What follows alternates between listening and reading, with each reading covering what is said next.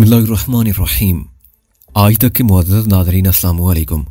अब किस नंबर 158 मुलाहिज़ा फरमाएं। अगर आप कहते हैं तो मैं उसे अंदर बुलाकर उससे बात करती हूँ। आप साथ वाले कमरे में खड़े होकर ये बातें सुन सकते हैं, जैसा तुम मुनासिब समझो। शानी ने आज ये याद को पैठक से बाहर निकाल दिया। वो मुकम्मल देहाती लिबास में थे और लिबास भी खेत मजदूरों जैसा था। अपनी फटी हुई चप्पल को घसीटते और मस्कीन अंदाज में सर झुकाए हुए वो दूसरे कमरे में चले गए। हवालदार नागी ने अपने मरियल से सिपाही को बरामदे में बाहर बैठे रहने दिया और खुद शानी के साथ अंदर बैठक में आ गया। गालबन उसे महसूस होने लगा था कि चाची इब्राहिम के घर में उसकी दाल गलना शुरू हो गई है। बेई जी ने मलाई वाले दूध से भरे हुए 2 लंबे गिलास स्टील की ट्रे में रखे और रसोई से बाहर ले आई। उन्होंने ये ट्रे डोले को थमा दी। डोला अपने छोटे छोटे कदमों से चलता बरामदे में पहुंचा और एक गिलास सिपाही को पेश करने के बाद कमरे में आ गया। दूध को देखकर नागी ने जरा मुंह बनाया और बोला, मैं इस वक्त दूध नहीं पीता, लेकिन चलो आज पी लेता हूं तुम लोगों की खातिर। आप जो कहें वो बनवा लेते हैं जी। शानी ने जल्दी से कहा, चाय और बिस्किट ठीक रहेंगे? नहीं, चाय बिस्किट का क्या करना है, ये भी कोई खाने पीने वाली शय है। तो फिर कोई बात नहीं, फिर कभी सही, फिर कभी तुम्हारे हाथों से मुर्गी को तड़का लगवाएंगे। वैसे भी आज तो तुम्हारा भाई आया हुआ है, खैर नाल। हवालदार की बातें मानी खेज थी। शानी खामोश रही। डोला वापस जा रहा था। नागी उसकी तरफ इशारा करते हुए बोला, ये गिट्ठा कौन है? बड़ी चालाकी और होशियारी नजर आती है इसकी आंखों में। ये मेरे देवर का बेली है, देखने में ऐसा लगता होगा वरना सीधा साधा है।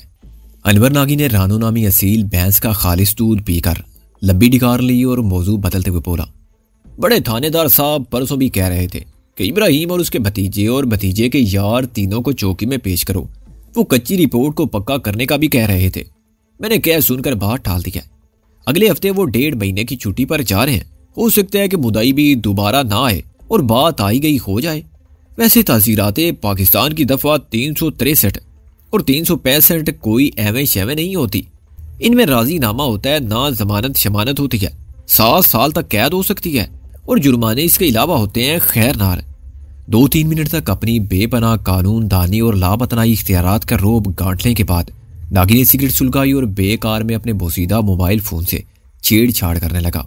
वो अव्वल नंबर का ड्रामेबाज था और इस बात से बेखबर था कि साथ वाले कमरे में वाकई ही एक बहुत बड़ा अफसर मौजूद है और उसकी सारी शेखियां और दोस्त तांतरियां मुलाहिजा कर रहा है।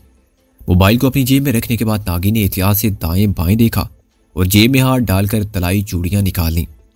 इन दरमियाने वजन की चूड़ियों की तादाद 4 थी। ये चूड़ियां नागी ने सब्ज रंग के बोसीदा कागज में लपेट रखी थी। ले, ये अपने पास रख ले, बड़ी महंगी शय है। खैर नाल किसी को बताना नहीं। मैं ये नहीं रख सकती, शानी ने कहा। फिर वही बात, मैंने कल तुझे कहा था इनकार नहीं करना है, मोहब्बत से दे रहा हूं तुझे। शानी ने हाथ नहीं बढ़ाया तो उसने चूड़ियां शानी के पास इसकी ओढ़नी के नीचे रख दी और चौकसी से दाएं बाएं देकर बोला, और भी जेवर है मेरे पास, जी चाहता है तुझे पीला कर डालूं, पर किसी को बताना नहीं है तूने। ये गिट्ठा मुझे बड़ा होशियार लगता है और ये इब्राहिम की बुड्ढी भी, इनसे होशियार रहना। फिर जरा तवक्कुफ से बोला, तेरा बंदा अभी तक नहीं आया। खैर नाल तुझे रुपयों वगैरह की जरूरत तो नहीं है। शानी ने इनकार में सर हिलाया। एक तरफा तमाशा था। रिश्वत लेने वाला रिश्वत देने के चक्कर में था। मेरे दिमाग में तो आजकल बस एक ही बात घुसी हुई है, शानी ने कहा। वो बंदा कौन है जो यहाँ अंग्रेज कुड़ी को तलाश करता फिर रहा है? मेरे घर वालों के साथ उसकी क्या दुश्मनी थी? वो फिर नजर नहीं आया है? वो नजर ना ही आए तो चंगा मुख्तारा, तू बात को समझने की कोशिश कर। ये कानूनी मामला है। अगर मुद्दई सुस्त पड़ जाए तो सारा मामला सुस्त पड़ जाता है, बल्कि खत्म ही हो जाता है। तू दफा कर उसको। मैं क्या करूं, मेरे दिमाग से ये बात निकलती नहीं है थानेदार जी। ये बात दिमाग से निकालते ये बड़ी मनहूस बात है। तुझे असल बात का पता नहीं है ना, ये बड़ा खतरनाक किस्म का चक्कर है। अगर कहीं तुम लोग इस रगड़े में आ गए ना तो फिर शायद मैं भी कुछ ना कर सकूंगा। खैर नाल आप किस रगड़े की बात कर रहे हैं? नागी शानी की समत कुछ और झुक गया। लालटेन की रोशनी उसके चेहरे को एक तरफ से ज्यादा रोशन कर रही थी। उसने सरकारी टोपी उतार कर गोद में रखी हुई थी। उसकी तेल में चिपड़ी हुई खोपड़ी चमक रही थी। वो राजदारी से बोला, मेरी तफ्तीश ये कह रही है कि बंगले वाली वारदात भी इसी मामले से नथी हुई है। बंगले वाली बात जानती हो ना तुम भी, जिसमें 9-10 बंदे कत्ल हुए और पूरा बंगला जल गया। शानी ने घूंघट की ओर से कहा, हाँ बस्ती में सब उसकी बातें तो करते हैं। मेरे बंदे इस सारे मामले की इंक्वायरी कर रहे हैं। तुमको शायद पता हो या ना हो, उस वारदात में कत्ल होने वाले ज्यादा लोग खैर नाल अंग्रेज थे। यहां भी वो लमडींग बंदा किसी अंग्रेज कुड़ी की टो लगाता फिर रहा था। अब पता नहीं उस बंदे को कैसे शक हुआ कि वो अंग्रेज कुड़ी उस चार दीवारी में है। अभी तक तो ये पता भी नहीं कि वो शक खैर नाल दुरुस्त था या गलत। अगर गलत था भी तो भी उस शक की वजह से चाचा इब्राहिम, तेरा बंदा और देवर सब मुसीबत में फंस सकते हैं। ये केस 16 आने काबिले दस्तराजी पुलिस है। इस बात का फैसला तो बाद में अदालत के अंदर होना है कि मुल्जिम ने जुर्म किया है या नहीं। उससे पहले बहुत से थाने कचहरी में मुल्जिम की मट्टी पलीद हो जाती है। ऐसे केस का तो रिमांड भी 10 दिन से कम का नहीं होता। जेरे दफा नागी अपनी खवालदाराना समझबूझ के मुताबिक शानी को डराने की भरपूर कोशिश कर रहा था। उसकी कोशिश ने तूल खींचा तो शानी बोली, आपके होते हुए डरने की क्या लोड़ है जी। इस बात पर नागी एकदम खुश हो गया।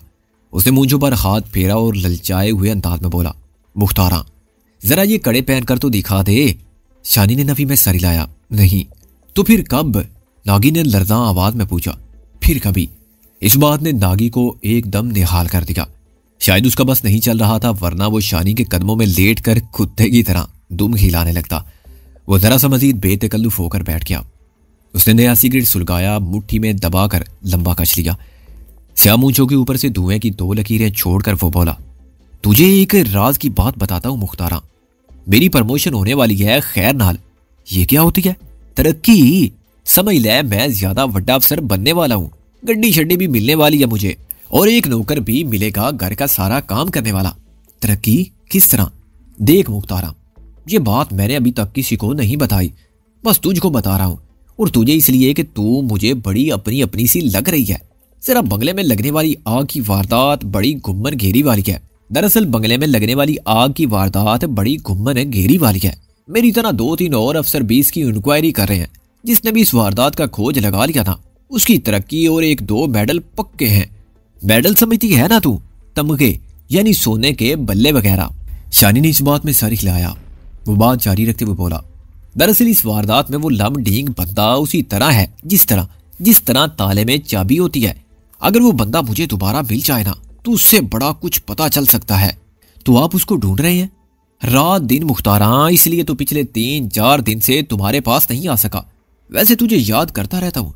मैं तुझसे ज्यादा दूर भी नहीं था। यहीं साथ वाले ग्राम भूरे दाल में मेरा एक पुराना यार है आबद, रेलवे पुलिस में अफसर है।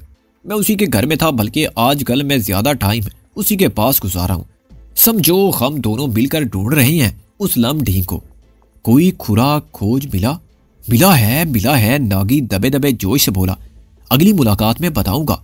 वादा रहा। और तू भी वादा कर कि अगली मुलाकात में मुझे ये कड़े पहन कर दिखाएगी और इस घूंघट को भी आग लगाएगी। शानी खामोश रही। नागी के लिए ये खामोशी भी हौसला अफजा थी। उसकी सांस तेज हो गई। पटरी से उतरते हुए वो बोला, मुख्तारा अपनी कोई फोटो ही दे दो। फोटो होगी तेरे पास ना तेरी? पटरी से उतरते हुए वो बोला, मुख्तारा अपनी कोई फोटो ही दे दो। फोटो तो होगी ना तेरे पास? शानी ने नफी में सर हिला दिया। ये कैसे हो सकता है? थोड़े दिन पहले तेरी शादी हुई है, शादी की तस्वीरें तो होंगी। उनके पास है। शानी ने कहा, फिर मौजू बदल कर बोली, आपके बड़े अफसरों को पता है कि आप इस लंबे कद वाले की खोज में लगे हुए हैं? तू भी निरी जल्दी है। ये बड़े नाजुक काम होते हैं। छोटे अफसर अपनी जान खपा कर मुल्जिम तक पहुंचते हैं और बड़े अफसर सारी शाबाशी और सारी तरक्कियां शरकियां अपने खाते में डाल देते हैं। मैं बड़े अफसरों को बताऊंगा, पर वक्त आने पर, अभी नहीं। जब उसका पता चले तो मुझे जरूर बताना थानेदार साहब। ये बात तो सामने आए कि हम पर बोतान लगाने वाला है कौन। बताऊंगा मुख्तारा, बताऊंगा। फिर जरा तवक्कुफ से बोला, चल अपने मेहंदी वाले हत्थों से थोड़ा सा शरबत ही बनाकर पिला दे। शरबत की बोतल और गिलास वगैरह सामने ही रखे हुए थे। मुन्ना दूध मिले शरबत का बहुत शौकीन था। शानी ने रोले को आवाज दी। वो गिलास में ठंडा पानी और चम्मच ले आया।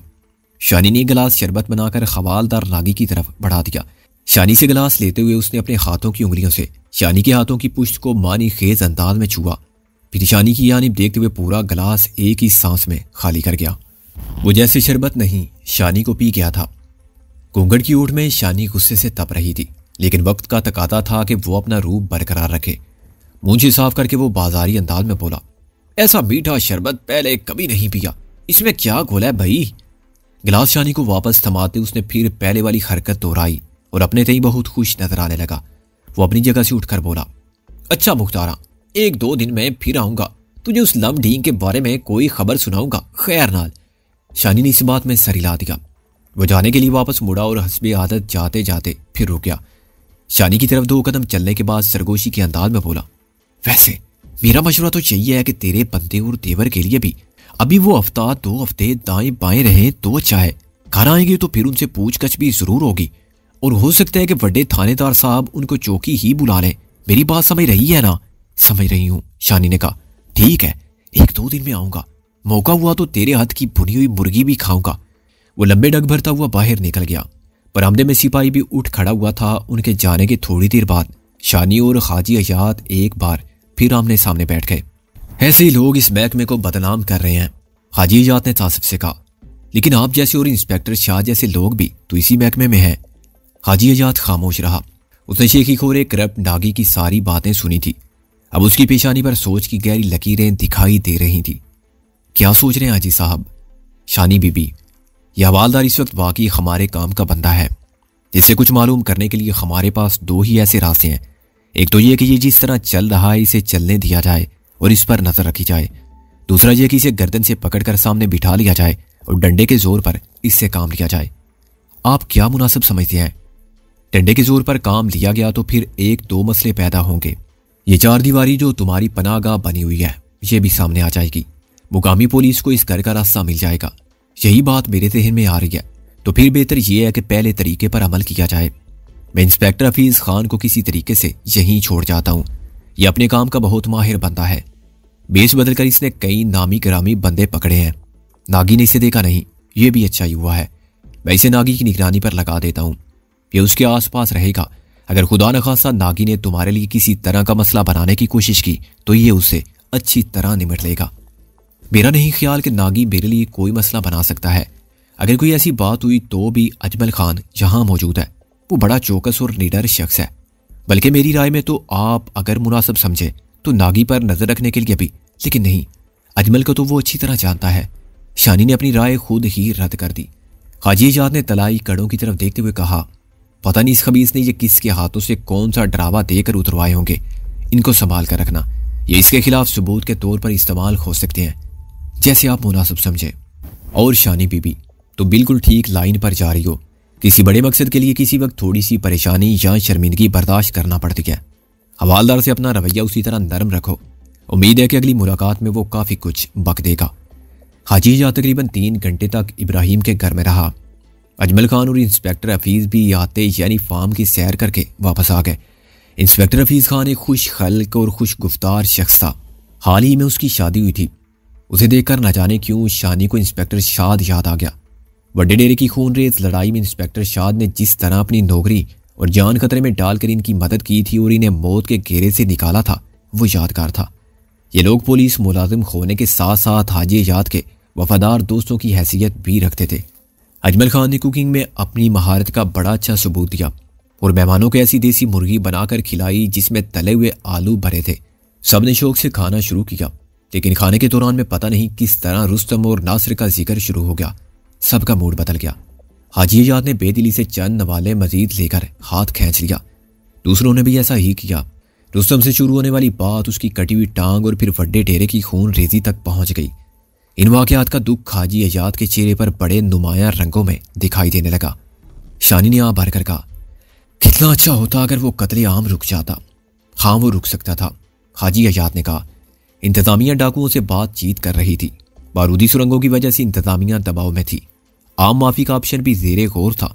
यूं लगता था कि लाला फरीद और उसके साथी भी चाहते थे कि मसला बातचीत से हल हो जाए, लेकिन एक शख्स ने सब कुछ छुलट पलट कर रख दिया और उसको आप भी अच्छी तरह जानते हैं। वो मुकामी सरदारों से मिला हुआ था। उसने कुछ बेगुनाह लोगों को इंसानी ढाल बनाने का मंसूबा बनाया और अपने तौर पर बारूदी सुरंगों का हल तलाश कर लिया। हम जानते हैं आप रियाज हिटलर की बात कर रहे हैं। उसका अंजाम बहुत बुरा होना है एसएसपी साहिब, और अगर ये अंजाम हमारे हाथों से हुआ तो हम ये समझेगा हमारा जिंदगी कामयाब हो गया। इब्राहिम, शानी और ग्रीस को तसल्ली तफशी देने के बाद हाजी अयात वापस लौट गया। उसने अज़म जाहिर किया था कि 1-2 हफ्ते के अंदर रुस्तम का कोई ना कोई सुराग मिल जाएगा। हाजी अयात के जाने के बाद शानी का इंतजार एक बार फिर अपनी पुरानी डगर पर चल पड़ा। वो घर के काम काज से फारिग होने के बाद खिड़की में आ बैठती थी और उन पगडंडियों को देखती रहती थी जो सरसब्ज पहाड़ों पर हाथ की रगों की तरह फैली हुई थी। इसका इंतजार कर्मनाक होता जा रहा था। कल बेजी के डांटने पर इसने खुद को संवार तो लिया था, मगर अंदर से दिल वैसे ही उजड़ा हुआ था, बल्कि बाहर के सिंगार ने अंदर की वैरानी को और भी बढ़ा दिया था। मुन्ना कब से आया और उसने शानी की गर्दन में बाहें डालकर इस पर झूलना शुरू कर दिया।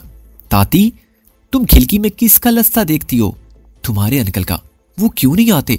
मैं भी उनके बगैर उदास हो गया हूं। वो तुमको अच्छे लगते हैं ना? बहुत ज्यादा ताती, वो तुमको भी तो अच्छे लगते हैं ना? तुमने उनसे शादी कर ली है ना ताती? शानी के चेहरे पर हया का रंग लहराया और उसने इस बात में सर हिला दिया। लेकिन ताती, तुमने तो कहा था तुम बेले अब्बू से शादी कर लोगी। मैंने नहीं कहा था, तुम्हारे अब्बू कहते थे। तो क्या अब तुम बेले अब्बू से शादी कर लोगी? नहीं मुन्ना, शादी बस एक ही से होती है और एक ही बार होती है। दिल में जो फूल होता है वो एक बार ही खिलता है, वो रवानी में कह गई। दिल में फूल होता है? उसने नई बहस छेड़ दी। हाँ होता है, वो मुस्कुराई। उसमें से खुशबू आती है। बताओ आती है ना? उसने मुन्ने का सर अपने सीने से लगाते हुए कहा। हाँ आती है ताती, अम्मी के अंदर से भी आती थी। मैं भी तो तेरी अम्मी ही हूं। मेरे दिल में जो फूल है उसमें आधी पत्तियों पर तेरा नाम लिखा हुआ है। अव्वल आधी पत्तियों पर, वो मुस्कुराई, आधी पत्तियों पर तेरे अंकल का। इस तरह 3-4 दिन मजीद गुजर गए। कहीं से कोई अच्छी खबर नहीं आ रही थी। अजमल खान किसी मोहूम उम्मीद के सहारे एक बार फिर गोरे के बंगले की तरफ चला गया था। शानी का दिल गम से चूर था, लेकिन वो अपना गम भुलाकर बेजी और चाचा इब्राहिम की दिल जोई में मसरूफ रहती थी। दूसरी तरफ ग्रीस भी अपना दुख भुलाकर शानी और बेजी का दुख बांटती रहती थी। दिल बहुत घबराता तो शाम के वक्त शानी आते में चली जाती। वो फूलों, परिंदों और जानवरों के दरमियान खुश होती और इसे लगता कि परिंदे और जानवर भी इसे देखकर खुश होते हैं। वो बतखों को मुकई डालती, बकरियों को अपने हाथ से चोकर खिलाती और रानों की पुश्त पर मोहब्बत से हाथ फेरती रहती। लेकिन यहाँ भी ज्यादा देर तक इसका दिल ना बहलता। कोई ना कोई ऐसी बात हो जाती, कोई ना कोई ऐसी शय नजर आ जाती जिससे रुस्तम की याद ज्यादा शिद्दत से दिल को मसलने लगती। बाहर का मौसम बतदरीज गर्मी में ढल रहा था। दिन के वक्त हल्की सी तपश महसूस होती थी। अनवर नागी का कहीं कोई पता ना था। सिर्फ एक दिन नागी का छोटा अफसर यानी दुबला पतला सिपाही एक टैडी बकरी के साथ तशरीफ लाया था। उसे ये बकरी 2 छोटे बच्चों समेत चाचा इब्राहिम को वापस कर दी थी और कहा था कि इसे संभालना मुश्किल है। दरहकीकत नागी ये बकरी भत्ते के तौर पर लेकर गया था। अब बदले हुए हालात के सबब वो चाचे इब्राहिम से ताल्लुक बेहतर रखना चाहता था। यह खैर सगाली का वैसा ही इज़हार था जैसा उसने तलाई चूड़ियों के जरिए किया था। रुकेट की जिंदगी बहुत सुसरू और सुनसान थी। घर के अकम में चरने की आवाज मुसलसल सुनाई देती रहती थी। सुबोदम मवेशियों की घंटियां और परिंदों की चहचहाहट की आवाजें भी अपने अंदर एक तरह की उदासी लिए होती थी। बसी की दोपहरें कुछ और भी खाली खाली हो जाती। पहाड़ी ढलवानों पर काश्तकार खामोशी से काम करते। गलियों में छोटे बच्चे अखरोट या गोरियां खेलते। उनकी नानियां दादियां कवाड़ों के पीछे से उन्हें झांकती रहती। तनार रास्ते पर कभी कोई शख्स खच्चर हाँकता गुजर जाता या कोई औरत सर पर लकड़ियों का गट्ठा रखे दिखाई देती। शानी ने एक जैसे मनाजिर को देख देख कर उकता गई। इसकी अंदरूनी बेकरारी रोज बरोज बढ़ती जा रही थी। वो जानती थी रुस्तम हर किस्म के हालात का मुकाबला कर सकता है, लेकिन अब वो पहले जैसा रुस्तम रहा ही कहाँ था। रियाज लिटर की सफाकी ने उसे उज़्वे मुअत्तल बना दिया था। अब ये उज़्वे मुअत्तल कहाँ था, किस साल में था, इसे कुछ खबर ना थी। एकदम शाम के बाद जब अंधेरा फैल चुका था, अचानक दरवाजे पर दस्तक हुई। चाचा इब्राहिम ने दरवाजा खोला और इंस्पेक्टर हफीज अंदर आ गया। वो अभी तक उसी देहाती लिबास में था जिसमें 4-5 दिन पहले खाजी याद के साथ दिखाई दिया था। ये लिबास अब काफी मैला हो चुका था। हफीज काफी जल्दी में दिखाई देता था। उसने चाचा इब्राहिम से कहा, मियाँ जी, मुझे एक जोड़ा कपड़ों का चाहिए और अगर सवारी के लिए घोड़ा मिल सके तो अच्छा है। हाजी अयाज जाते जाते शानी को हिदायत कर गया था कि हफीज को जिस चीज़ की ज़रूरत हो वो उसे दे दी जाए। चाचा इब्राहिम कहीं से शरीफ का एक जोड़ा ले आए। ये शलवार कमीज और चादर पर मुश्तमिल था। हफीज ने कहा, मियाँ जी, ये सफ़ेद है, अगर किसी दूसरे रंग में हो तो अच्छा है।